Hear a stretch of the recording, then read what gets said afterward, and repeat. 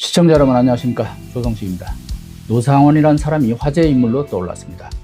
계엄 내란 사태를 수사하는 경찰에 따르면 김용현 전 국방부 장관의 최측근인 노상원 전 정보사령관이 12월 3일 비상계엄이 선포되기 전 경기 안산시의 한 롯데리아 매장에서 문상호 정보사령관과 만나 계엄과 관련된 작전을 수립했다고 합니다. 비상계엄 선포 이틀 전인데요. 두 사람이 이날 그 햄버거 매장에서 만나서 계엄을 모의했다는 건데, 경찰 국가수사본부 비상계엄 특별수사단은 이들의 모습이 찍힌 CCTV 영상을 확보해서 분석하고 있습니다. 그날 두 사람은 정보사 소속 대령 2명을 롯데리아 매장으로 불러 곧 계엄이 선포될 것이니 준비하라, 계엄날 중앙선거관리위원회 서버를 확보하라, 이런 취지의 지시를 내렸다고 합니다. 노 전 사령관이 공작을 진행할 정보사 요원을 수개월 전부터 선발해 계엄을 준비하고 있었다는 정황도 드러나고 있습니다. 이와 관련된 정보사 관계자의 증언도 나온 상태입니다. 민주당은 계엄 포고령 초안도 이 사람이 작성했다고 의심하고 있습니다. 경찰은 최근 노상원을 내란 혐의로 긴급 체포했습니다. 곧 구속영장이 발부될 것 같습니다.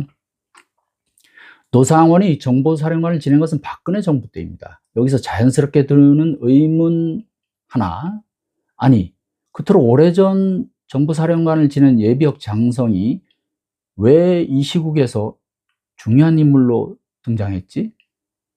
군과 경찰 주변에서 그가 단순한 조언자가 아니라 계엄 공작의 설계자라는 얘기까지 나오는 것은 바로 김용현 전 국방장관과의 남다른 친분 때문입니다. 노상원이 김용현과 가깝다는 언론 보도는 나왔지만 구체적인 내용, 즉 두 사람이 실제로 언제부터 어떻게 인연을 맺어서 얼마나 가까운지는 잘 알려지지 않았습니다. 조성식의 어퍼컷에서는 이와 관련된 구체적인 내용을 취재해서 오늘 긴급히 보도합니다. 김용현과 노상원은 육사 선후배간입니다. 김용현이 육사 38기, 노상원이 41기입니다. 두 사람이 처음 인연을 맺은 것은 김용현이 대통령 경호실 근무를 할 때입니다. 김용현은 전두환 정권 말기인 1987년 8월부터 노태우 정부 시절인 1991년 5월까지 청와대 경비를 맡는 수도방위사령부 제55 경비대대에서 근무한 바 있습니다. 그때 계급은 소령이었고요. 직책은 제3경비제대장 그리고 작전장교를 맡았습니다. 55 경비대대는 소속은 수방사지만 실제로는 경호실 통제와 지휘를 받는 병력입니다. 군부대 중에서 대통령을 가장 가까이에서 경호하는 부대였죠. 이때 노상원이 김용현 밑에서 중대장을 맡았습니다. 아주 가까운 관계가 아닐 수 없죠. 김용현은 노무현 정부 말기인 2006년 11월부터 1년간 육군본부 비서실에서 근무합니다. 그때 직책은 지휘관리과장입니다. 이어 2008년 4월까지 5개월간 육군 비서실장을 지냅니다. 당시 육군 참모총장이 부산 출신 육사 28기의 박흥렬 대장이었는데요. 그가 김용현에게 별을 달아주고 비서실장으로 앉혔습니다. 그 시절 노상원은 국정원 국방안보실에 파견 근무를 했습니다. 국정원이 수집하는 국방 관련 정보를 수집해 김용현한테 보고했는데, 비서실장이 된 김용현은 그를 비서실로 불러 올립니다. 직속 상하 관계가 된 거죠.